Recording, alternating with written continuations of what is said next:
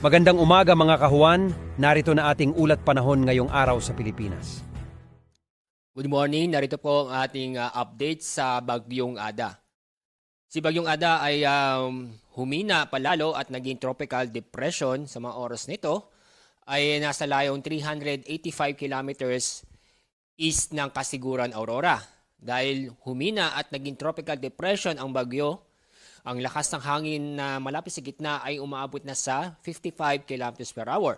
Samantala ang pagbugso ng hangin ay nasa 70 km per hour.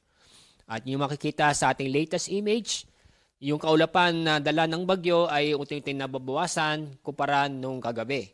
At itong kaulapan na ito ay hindi na po umaabot sa kalupaan.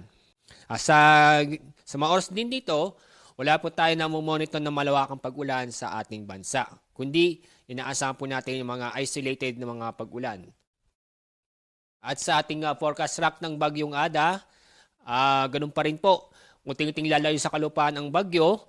At habang nasa loob ng Philippine Area of Responsibility ang bagyo, ay hihina pa ito at magiging low pressure area pagdating ng Miyerkules, January 21.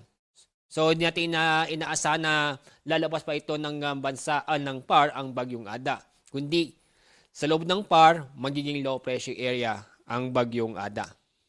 Pero, kahit na malayo ang bagyo, papalayo sa lupa, may inaasahan tayong malalakas na hangin dulot ng amihan at itong indirect effect ng bagyo. Ngayong araw, may inaasahan tayong malalakas na hangin mostly sa Luzon. Ito ay sa Batanes, Cagayan, Isabela, Quirino, Ilocos Norte, Abra, Aurora, Iloilo Islands, Cam Norte, Camsu, Catanduanes at Northern Samar.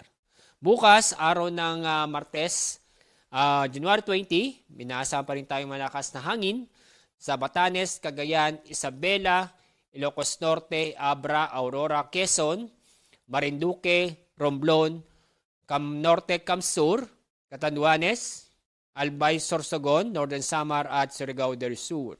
Sa araw ng Miyerkules, January 21, patuloy na yung mga karanas ng malakas na hangin sa Cagayan Valley, Ilocos Region, Abra, Aurora, Bulacan, Calabarzon, Mimaropa, Bicol Region, Northern Samar, ganoon din sa Eastern Samar, Negros Occidental, Negros Oriental, Cebu, Antique, Aklan, Iloilo, Guimaras, Dinagat Island, Surigao del Sur, Agusan del Norte at Davao Oriental.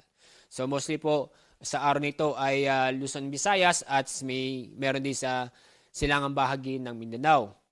Dahil itong amihan sa kasalukuyan ay naapektuhan itong Northern Luzon. Pagdating ng bukas, Martes, Miyerkules, Huwebes hanggang Biyernes, inaasahan itong paglakas ng amihan at maaaring itong amihan ay aabot hanggang Visayas.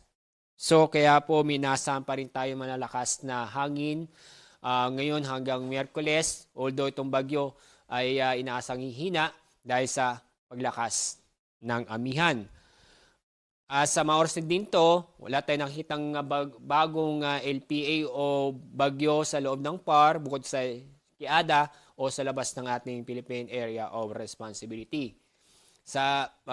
Within the next 2 to 3 days, wala tayong inaasahang mabubuong LPA o bagyo sa loob ng Philippine Area of Responsibility. Ang weather system na makakapekto sa atin itong amihan na kung bukod sa magdadala ng malakas na hangin, mostly mararamdaman dito sa eastern section ng Luzon and Visayas, makakaranas din tayo ng mga pag-ulan. At dalasan ay mahihina hanggang sa tamtangang pag-ulan, mostly sa silangang bahagi ng Luzon at ng Visayas. So yan pong ating update sa binabantay nating Bagyong Ada.